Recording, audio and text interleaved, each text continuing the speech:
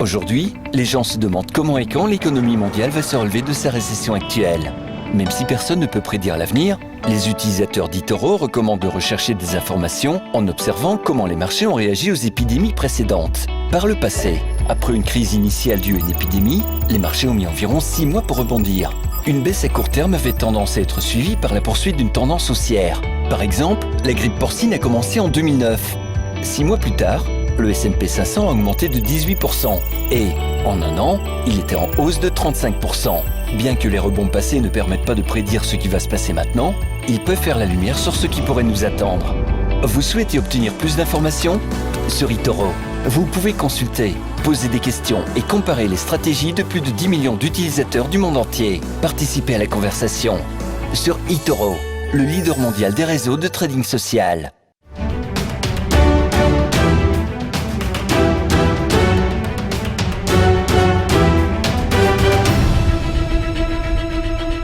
Les 3 infos qui ont marqué l'actualité. Eh bien, on commence avec la ministre du Travail qui a confirmé hier que le dispositif de prise en charge du chômage partiel allait être réduit petit à petit. Elle était interrogée sur LCI, Muriel Pénicaud. Elle a estimé à 12 200 000 le nombre de salariés couverts par ce chômage partiel. Ça équivaut environ à 6 emplois sur 10 dans le secteur privé. Pour Muriel Pénicaud, ce système a permis d'éviter une vague de licenciements massifs. Mais aujourd'hui, selon la ministre, je cite, les conditions de la reprise sont là, donc il n'y a pas tellement de raison que ce soit l'État qui continue à payer l'intégralité des salaires de ses salariés. Fin de citation. La ministre du Travail qui a également précisé que d'après l'État va définir dans la semaine la part de salaire que paiera désormais l'entreprise. Précisons que ce moment n'était pas encore décidé lorsque Muriel Pénicaud a pris la parole, mais elle estime que ce sera modeste dans un premier temps et progressif. Voici les 2 mots importants à retenir. Ne sont pas concernés évidemment par cette annonce certains secteurs particulièrement touchés par la crise comme l'hôtellerie et la restauration qui ne sont toujours pas autorisés à reprendre leur activité, pour qui le chômage partiel restera pris en charge à taux plein. Autre information qui concerne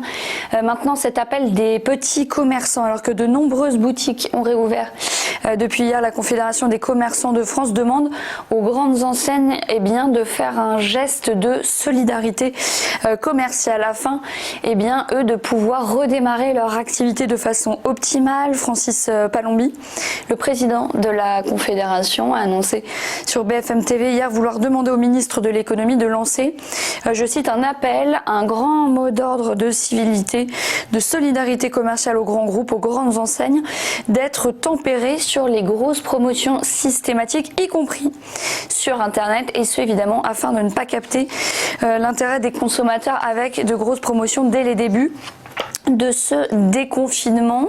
Et puis autre demande déjà évoquée en mars, décaler le début des soldes. Elle devrait normalement commencer le 24 juin et s'achever le 21 juillet dans la plupart de nos départements. Mais Francis Palombi voudrait qu'elle démarre un mois plus tard que prévu, soit le 22 juillet. C'est un report pour que les commerçants qui n'ont pu vendre ou payer leurs produits de printemps puissent les vendre au juste prix, selon lui, avec une marge bénéficiaire normale. Et puis on termine avec les effets du confinement sur la création d'entreprises. Sans surprise, elles sont majeures. Entre le 16 mars et le 30 avril, les créations d'entreprises ont chuté de 54,3% sur un an.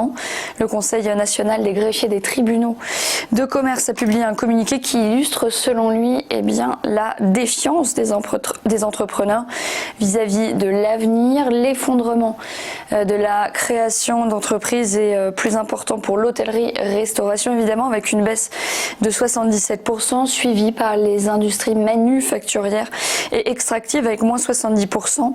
Le repli est particulièrement important dans les entreprises classiques avec moins 30%, après plus 0,8% au mois de février. À noter aussi que les immatriculations de micro-entrepreneurs, elles aussi, ont diminué fortement. Le secteur le moins impacté étant celui de l'information et de la communication avec moins 33%. Voilà pour les informations. On va faire un petit point sur la bourse maintenant. On démarre avec les places européennes. Elles ont principalement reculé hier. Après une ouverture en légère hausse, la cote parisienne a vu sa tendance s'inverser, a clôturé en baisse. Le CAC a donc clôturé à moins 1,31%, sous les 4500 points. Sur les autres places, Francfort a lâché 0,73%, Madrid 1,63%, Milan 0,33%. Londres, en revanche, qui rouvrait après un long week-end, a grappillé 0,06%. Du côté de Wall Street, maintenant, le Dow Jones a reculé de 0,45%. Le Nasdaq s'est apprécié de 0,78%. Un ordre dispersé confirmé par le S&P 500 qui a grappillé 0,01%. Et puis on termine avec un mot au Japon sur cette bourse de Tokyo qui a fini en baisse ce mardi avec une séance plutôt volatile. Le Nikkei a perdu 0,12% à la clôture et le Topix a cédé 0,26%. Voilà pour ce point bourse. Restez bien avec nous pour ce live Téléfinance qui continue avec l'ouverture du CAC 40. C'est le chrono CAC. À tout de suite.